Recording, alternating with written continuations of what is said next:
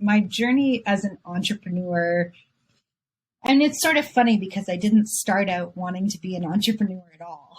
I didn't really want to run my own company. I have a marketing background and I really liked working for other people.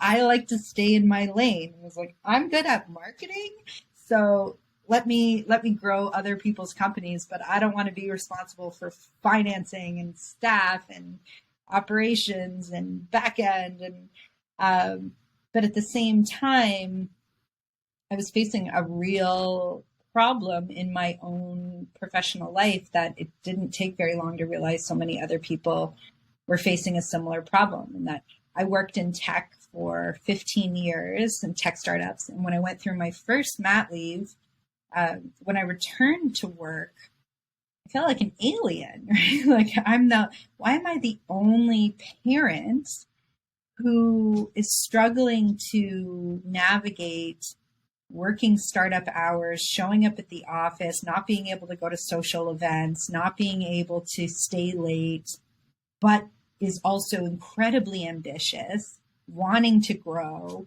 wanting to increase my salary, but I'm facing all this friction. It was pretty clear it's because the default position for me as a woman is primary caregiver. And so, there were dads who worked at the startup, but they never talked about their parent identity. They only talked about work, and they had somebody else who was helping them in the evenings. And if they were struggling, they didn't bring it to work. And I felt that to be incredibly isolating for someone like me who wanted to talk about how hard it was to come back to work, but also how excited I was to be back at work. Like, my God, get me back here. And then I happened to have a kid, another child, pretty soon after. I was only back at work about 6 months when I found out I was pregnant again. So I sort of did almost 2 back-to-back mat leaves. And, just the cost of childcare alone, returning to work the second time, would cost me $50,000. And I was only making $65,000. So do the math, right? Now, if you look at it, there was a ton of barriers that I faced as an entrepreneur that I really didn't anticipate would be unique to me as a woman, financing being one of the first. I was already making lower than a lot of my male colleagues who worked in tech.